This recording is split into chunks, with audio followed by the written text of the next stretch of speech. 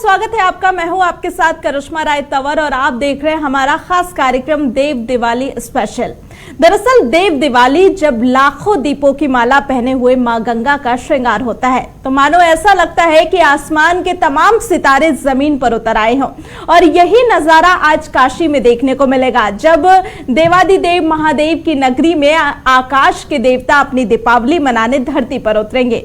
दरअसल काशी में इस बार कार्तिक पूर्णिमा के दिन 8 नवंबर को चंद्र ग्रहण की वजह से देव दीपावली 7 नवंबर को ही मनाई जा रही है, जिसको लेकर सारी तैयारियां पूरी कर ली गई हैं। इस अलौकिक देव दीपावली को साल दर साल भव्य से भव्यतम रूप प्रदान कर रही योगी सरकार इस बार वाराणसी में गंगा के दोनों तटों को कुल 10 लाख दीपों की रोशनी से जगमगाने की तैयारी है। इसके अलावा काशी के घाटों पर आज अमृत महोत्सव की झलक भी देखने को मिलेगी।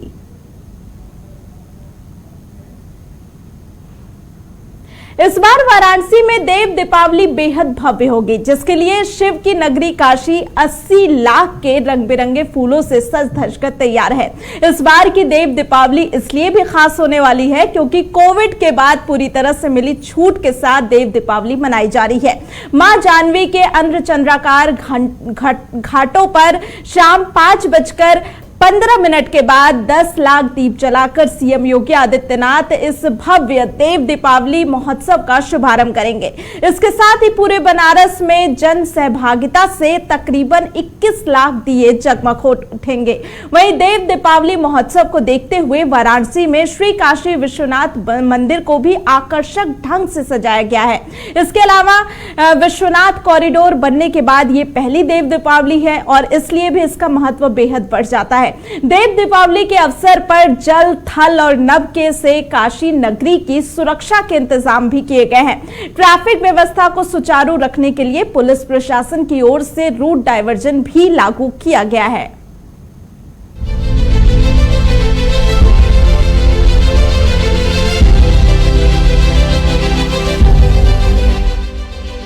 आज देश भर में देव दीपावली मनाई जा रही है। इस दिन को काफी खास माना जाता है। इस बार 8 नवंबर को चंद्र ग्रहण के कारण देव दीपावली एक दिन पहले मनाई जा रही है। इस दिन देवी देवताओं की विधिवत पूजा करने से आशीर्वाद प्राप्त होता है और उनकी कृपा आप पर बरसती है। इस दिन नदी में स्नान करने और दीपदान करने का भी बहुत महत्व है।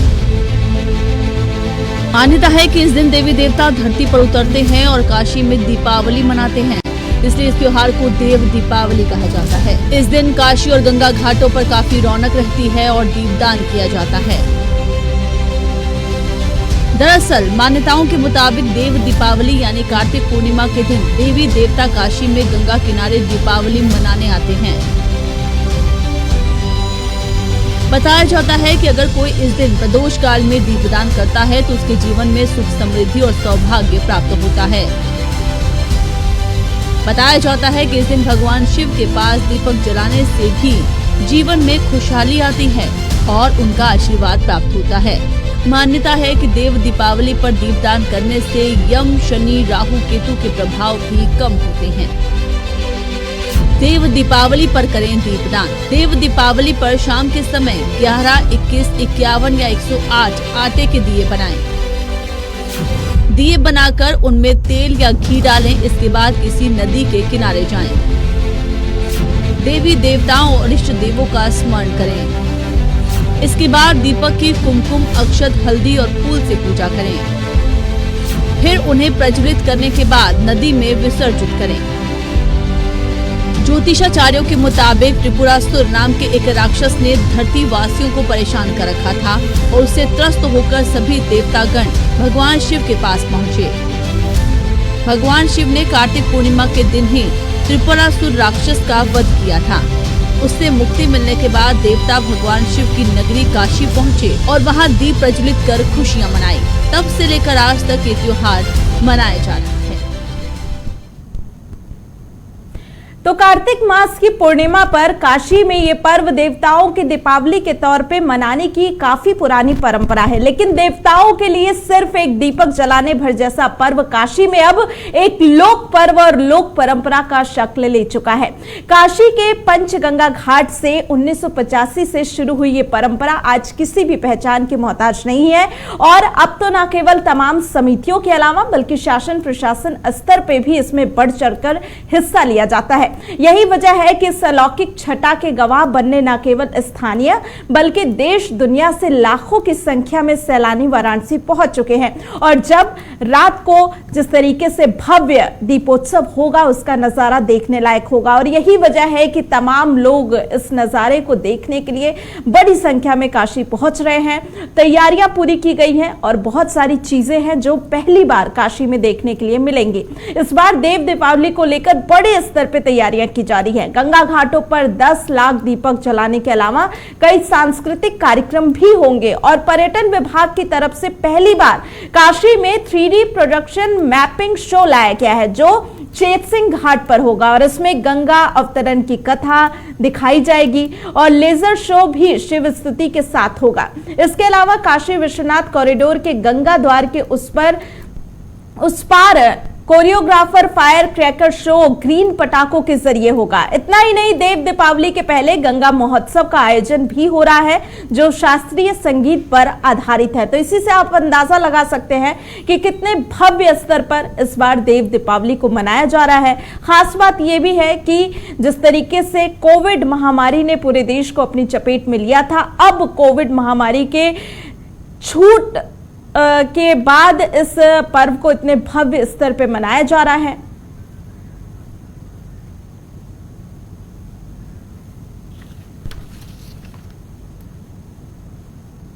तो इसी पर चर्चा करने के लिए तमाम गेस्ट भी हमारे साथ बने हुए हैं और इस वक्त बीजेपी से हमारे साथ कंचन द्विवेदी जी बनी हुई है, आचार्य डॉक्टर मोहित शुक्ला जी ज्योतिषाचार्य हैं वो भी हमारे साथ बने हुए हैं और डॉक्टर धनुष कुमार जो कि एक वरिष्ठ पत्रकार है हमारे साथ बने हुए हैं। तो आप सभी का बहुत बहुत स्वागत है। और सबसे पहले आचार्य जी मैं आपके पास आऊंगी क्योंकि जिस तरीके से आज देव दीपावली मनाई जा रही है बेहद भव्य तरीके से मनाई जा रही है, लेकिन इसका एक बेहद खास महत्व भी होता है। तो वो महत्व क्या है वो मैं आपसे समझना चाहूंगी और इससे जुड़ी पौराणिक जो मान्यताएं हैं उसके बारे में भी बताएं।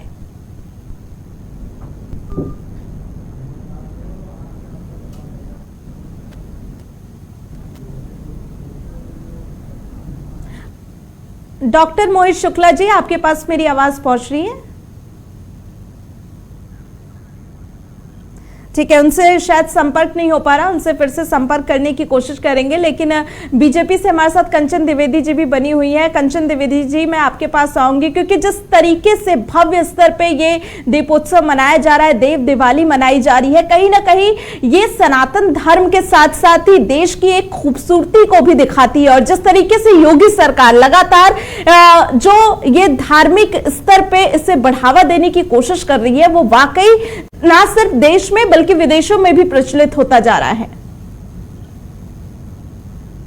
जी करिश्मा, देखिए बात ये है ना कि जब हम भारत से आते हैं और भारत आप जानती हैं संस्कृति और संस्कारों को एक समूहवित्त तरीके से देखा जाए तो विश्व में हमें उस नाम से जानते हैं कि भारत एक संस्कारित देश है। तो उस हिसाब से देखा जाए तो पहले की पूर्ववर्ती सरकारों में संस्कार का या फिर हमारी संस्कृति का बहुत ज्यादा महत्व नहीं दिया जाता था, लेकिन जब से हमारी सरकार आई है, भारतीय जनता पार्टी की सरकार आई है, भारत के तत्व क्या है, भारत की एक मान्यता क्या है, भारत किन चीजों के लिए जाना जाता है, उन सारी चीजों को देखते हुए और उस धार्मिकता को देखते हुए, संस्कृति को देखते हुए और जो एक क्योंकि हमारी जो संस्कृति है ना वो बिल्कुल साधारण नहीं है, क्योंकि जो हमारी संस्कृति और सभ्यता है वो कहीं ना कहीं विज्ञान से मिलती है। जो विज्ञान नासा में अब बताते हैं वो हमारे यहाँ पहले से ही हनुमान चालीसा, रामचरितमानस और गीता में बताया जा चुका है। तो इसलिए मानने के लिए तो हम बहुत सारी चीजों को पहले नहीं मानते थे, लेकिन वैज्ञानिक तौर पर देखें, आध्यात्मिक तौर पर देखें, ये मान्यता बहुत जरूरी है और मान्य होना चाहिए, जिसका आज हम लोग उसका उपयोग कर रहे हैं, उसका महत्व समझ रहे हैं। और भारत में, पूर्ण भारत में अब जिस प्रकार से धार्मिकता का महत्व है, आप सब देख रहे हैं कि क्या अब जो होना चाहिए वो अब हो रहा है। जो हमारे देश का एक महत्वपूर्ण हिस्सा है वो अब हमें देखने को मिल रहा है कि ये हमारा भारत है, ये हमारी संस्कृति है, ये सारी चीजें, ये क्रियाकलाप होना चाहिए। कि जैसे अगर हमारे जो कि पुराणों में आता है, ग्रंथों में आता है, देव दीपावली पर आज हम लोग चर्चा कर रहे हैं, तो दीपावली के 10-15 दिन बाद यानी कि दीपावली अमावस्या को और ये पूर्णिमा को होता है। इसका भी एक लॉजिक है कि इन चीजों को छोड़ करके क्यों हो रहा है। तो पौराणिक कथा के हिसाब से आपने बताया कि जो कि एक असुर हुआ और राक्षस का वध करके, क्योंकि उसने वरदान लिया, वो जो एक कार्तिकेय थे, जो देवताओं के सेनापति थे, भगवान शिव के जो बेटे थे, उन्होंने उसके पिता को मार दिया। तो अपने पिता के बदले की वजह से उसने सारे देवताओं को परेशान किया, उसने सारे मानवों को परेशान किया। और एक बात वही ना कि जब तक हमारे जीवन में सुख ना हो, समृद्धि ना हो, किसी भी प्रकार से अघोरपन या फिर राक्षसीपन रहता है, तो दीपावली का कोई मतलब नहीं होता। दीपावली उस समय देवता, जो पुराणों की कथा है, उस समय देवताओं ने नहीं मनाई जो 15 दिन पहले थी। इसके बाद जब उस असुर का वध हो गया भगवान शिव के माध्यम से, तब जाकर के देवताओं ने सोचा, मतलब यही है, सीधा सीधा मतलब है दिवाली का, कि जब हमारे जीवन से राक्षसीपन चला जाए, वो हमारे लिए सच में दिवाली होती है। जब हमारे जीवन का राक्षस मर जाए, उसका वध हो जाए, और इसे करने वाले शिव ही हैं। शिव ही है जो मृत्यु को बचाने वाले हैं, शिव ही है जो काल तक पहुंचाने वाले हैं। तो ये काम शिव कर सकते हैं, और शिव के माध्यम से, जो कि सिंबॉलिक आपको बताया गया और पुराण में भी दिया गया है कि शिव ने उसका मर्दन किया, जिसकी वजह से इसके बाद काशी में आकर देवताओं ने दीपदान किया, तब असल में दीपावली मनाई गई। तो इसका सीधा सीधा माध्यम है कि हमें कब हम अपनी बुराइयों से हटे, कब हम अच्छाइयों की तरफ जाएं, तब असल में देव दीपावली होती है, तब हम देवता के रूप में आते हैं। इसलिए आज के दिन देव दीपावली मनाई जाती है कि हम अपनी राक्षसी प्रवृत्तियों को दूर कर सके। तो ये हमारी जाहिर तौर पे कहीं ना कहीं बुराई पर अच्छाई की जीत को ही दीपावली दर्शाती है, और यही वजह है कि हमारे देश में कितने बड़े स्तर पे इसे मनाया जाता है सभी जानते हैं। लेकिन ज्योतिषाचार्य जी, मैं आपके पास आऊंगी, क्योंकि जिस तरीके से देव दीपावली को देखा जाता है कि पहले एक परंपरा थी कि इस दिन देव के नाम के दीपक जलाए जाते थे, कहा जाता था कि काशी में खुद भगवान उतरते हैं और देव दीपावली मनाते हैं। लेकिन इससे जुड़ी बहुत सारी मान्यताएं भी हैं, तो वो मान्यताएं क्या है और इससे जुड़ी पौराणिक कथा क्या है, जिसके बारे में आप बताना चाहेंगे? देखिए, त्रिपुरासुर नामक जो दैत्य था, वो अंधकार का प्रतीक है, और अंधकार को जैसे प्रकाश के माध्यम से समाप्त किया जाता है, उसी प्रकार से भगवान शिव ब्रह्म का प्रतीक है, ब्रह्म है, साक्षात परमेश्वर हैं।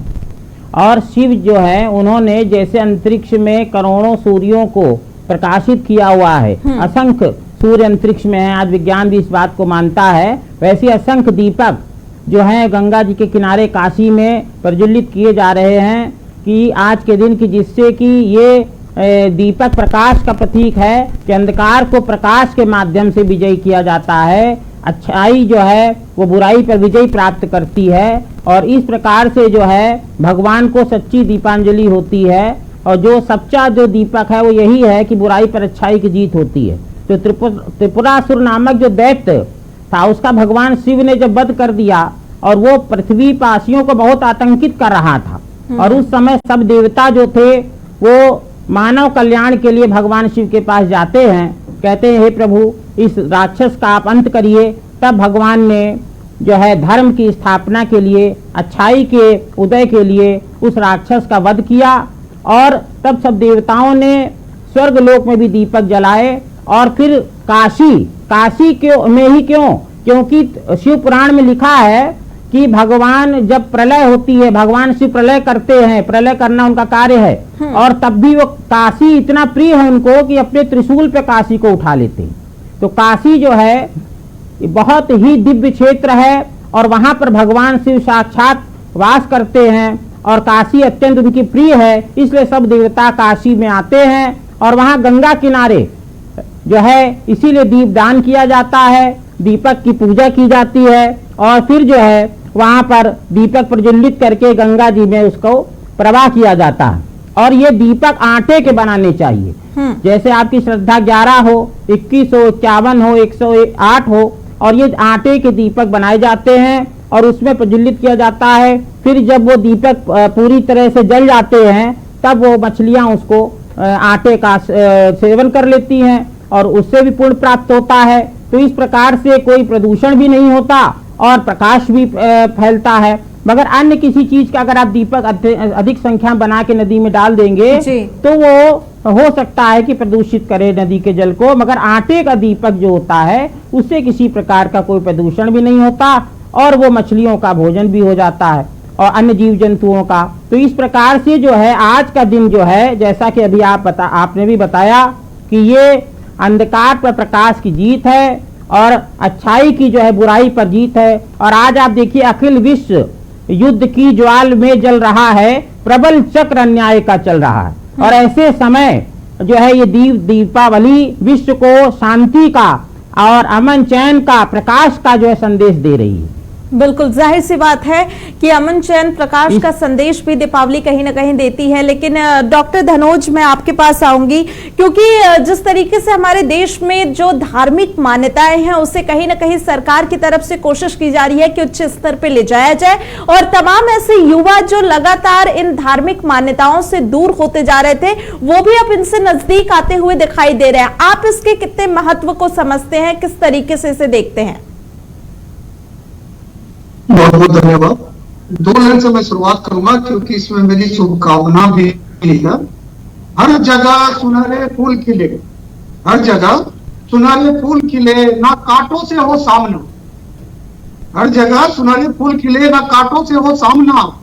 खुशियां भरी रहे जिंदगी, यानी खुशियों से भरी रहे जिंदगी। देव दीपावली पर हमारी यही सबको शुभकामना। देखिए, पहले के जैसे आपने कहा 1985 से बुलेटिन में भी आपने जगह दिया, सारी बातों को बताया, ज्योतिषार्थ जी ने बताया, कंचन द्विवेदी जी ने बताया कि मान लीजिए जैसे अभी चंद्र ग्रहण की वजह से एक दिन पहले मनाया जा रहा है, लेकिन इसके मनाने के अर्थ को समझना पड़ेगा। क्योंकि आपने कहा है, मैंने भी उस बात को देखा, लेकिन मेरा जो नजरिया है कि पहले जो होता था, क्योंकि पहले जो उत्तर प्रदेश में जिसकी सरकारें थी, केंद्र में जो सरकारें थी, यूपीए गवर्नमेंट, उनका नजर कहीं और होता था। वो तो दीप जलाने तो छोड़िए, दीप में तेल भी बड़ी मुश्किल से वो पहुंचाने का काम करते थे। लेकिन ये जो बीजेपी की गवर्नमेंट है, खास तौर पर ये जो एक साधु रूपी जो अद्भुत मतलब मैं कहता हूँ सनातन धर्म के सेवक कह लीजिए, पुजारी कह लीजिए, रक्षक कह लीजिए, या उनको हिंदुत्व का एक संवाहक कह लीजिए, ये मैं थोड़ा सा उन शब्दों का प्रयोग कराऊंगा जो उत्तर प्रदेश के वर्तमान योगी सरकार और योगी जी, उन्होंने इन चीजों को बढ़ चढ़कर, क्योंकि अभी आपने देखा होगा दीपावली जो हुई थी, जो हम लोगों के लिए दीपावली थी, मानवों के लिए दीपावली थी, उसमें भी आपने देखा था वर्ल्ड रिकॉर्ड बनाया गया। कई दीपों को वहां पर लोग अयोध्या जा जाकर पूरे उत्तर प्रदेश से लोग अपने घरों से तेल दीप लेके वहां पहुंचे और जलाए। आज काशी में, क्योंकि कहा जाता है कि इस त्रिपुरारी पूर्णिमा जिसको कहते हैं, क्योंकि उस राक्षस को मारा गया इसीलिए एक पूर्णिमा मनाया जाता है जिसको त्रिपुरारी पूर्णिमा भी कहा जाता है। इसके दिन देवता धरती पर उतरते हैं।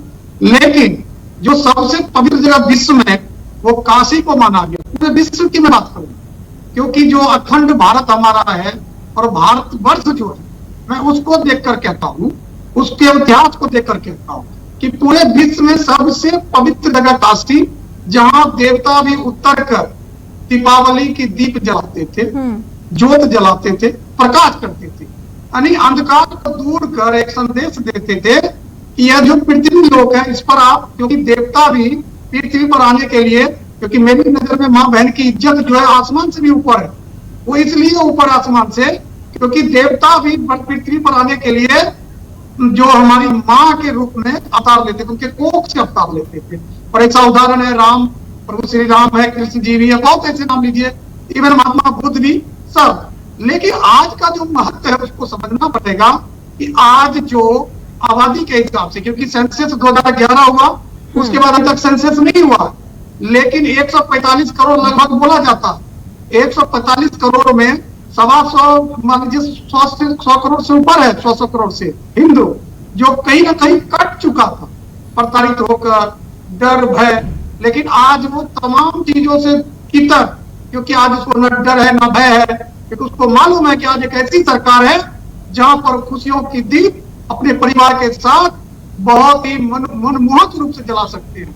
और देवताओं की पूजा काशी में जाकर, क्योंकि आपने अभी दिखाया भी अपने बुलेटिन में, घाट पर जगह नहीं मिल रहा, वहां 100 परिवार। और उससे पहले मैं एक दो बात बता दूं जो सरकार ने किया है।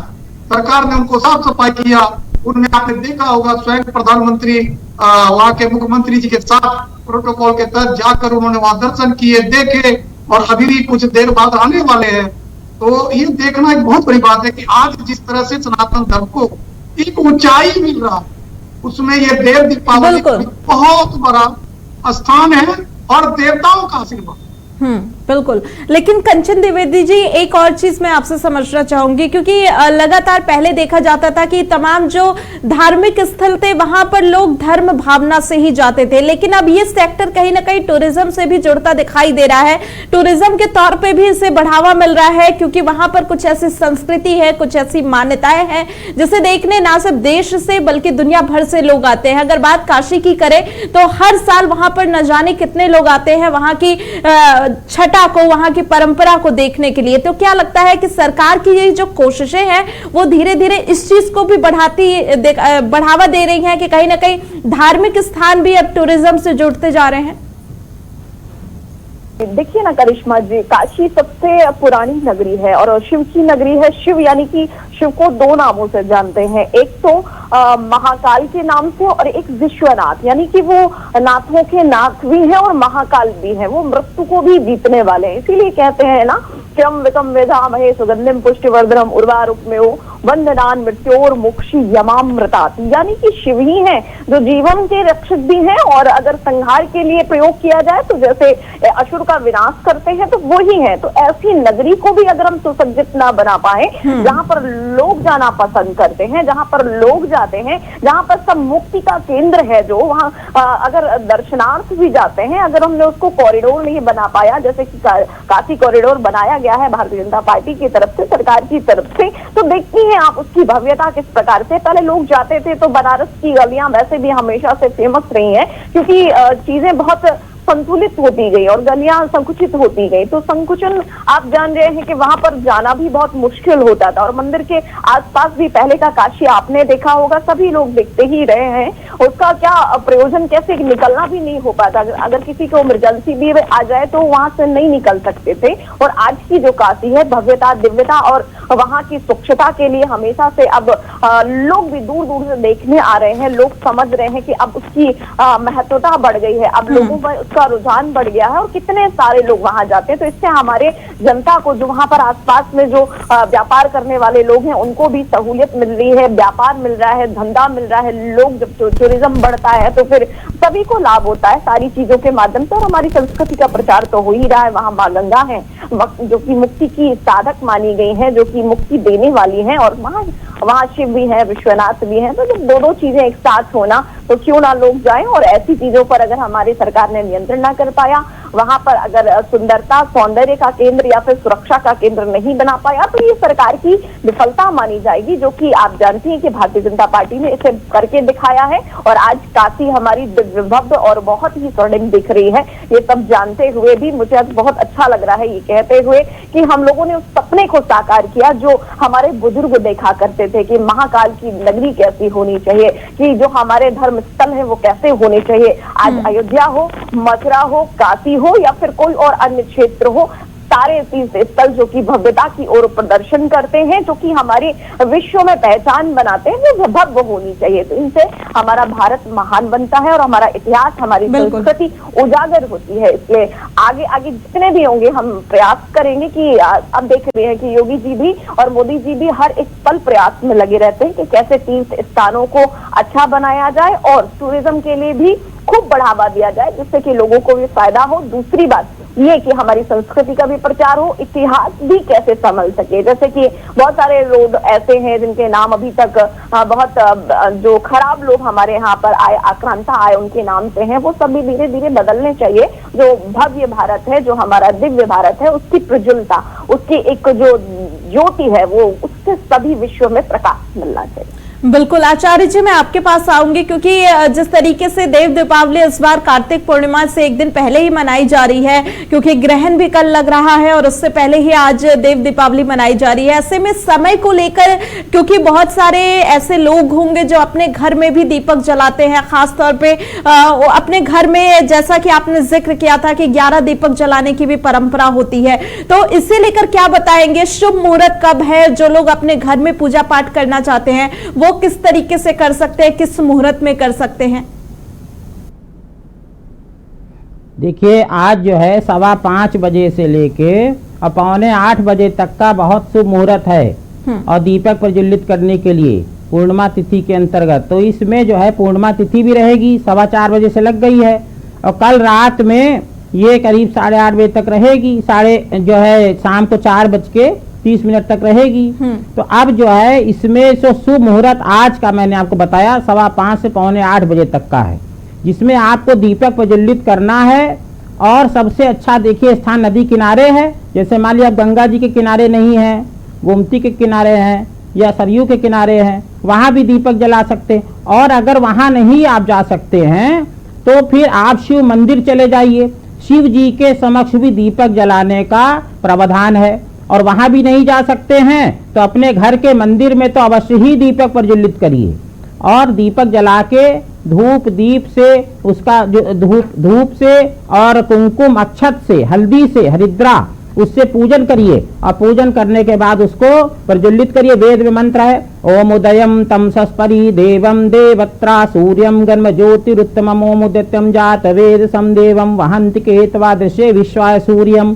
कि जैसे ही अंतरिक्ष में सूर्य, भगवान ने करोड़ों सूर्य प्रकाशित किए हैं, हे प्रभु आपने अपनी शक्ति से, महिमा से इसको प्रज्वलित किया है। जो हमारे जगत की आत्मा है, सूर्य आत्मा जगत स्तु सच्चा स्वाहा, वेद में कहा गया कि ये हमारे जो शरीर में जो प्राण है सूर्य की वजह से है, सूर्य ना हो तो प्राण नहीं होंगे। इसी प्रकार ये दीपक आपको मैं ये समर्पित कर रहा हूँ या कर रही हूँ प्रभु कि आपने हमें जीवन दिया है। ये वो दीपक उसी सूर्य का प्रतीक है, उसी की ज्योति से ज्योति प्रकाशित हो रही है। ऐसी प्रार्थना करने से जीवन में सुख समृद्धि बढ़ती है, सौभाग्य बढ़ता है, ऐश्वर्य बढ़ता है और मन में शांति आती है, समाज में और विश्व का कल्याण होता। देखिए, हमेशा ये सोचिए सर्वे भवन्तु सुखिना सर्वे संतु निरामया। आप ये सोचें मेरा कल्याण हो, जगत का ना हो, तो गलत भाव है। जब जगत में शांति होगी तभी तो हम आप शांति से रह पाएंगे।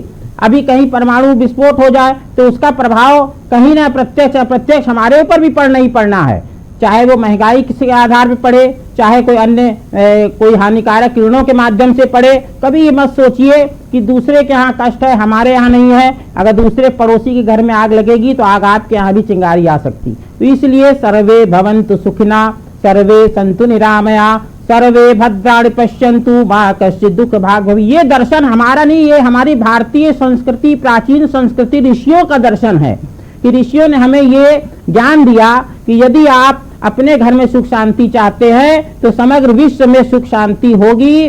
तभी जो है हम वसुधैव कुटुंबकम की भावना रखनी होगी, तभी हम सुख शांति से रह सकते हैं। चाहे आप गहनता से इस विषय पर विचार कर लीजिए, अंत में इसी मार्ग पर पूरे विश्व को आना पड़ेगा। चाहे कोई कितना भी विचार अलग अलग भिन्न भिन्न रख ले, मगर जो हमारा सनातन धर्म है उसने जो विचार रख दिया है उसी से पूरे विश्व में शांति की स्थापना हो सकती है। समाज में, परिवार में, राष्ट्र में, सब जगह शांति की स्थापना होगी और सुख समृद्धि भी बढ़ती चली जाएगी। बिल्कुल, तो इसी के साथ यहाँ पर रुकेंगे एक छोटे से ब्रेक के लिए, लेकिन आगे भी हमारा ये खास कार्यक्रम जारी है और यहाँ पर एक छोटे से ब्रेक के बाद फौरन लौटेंगे।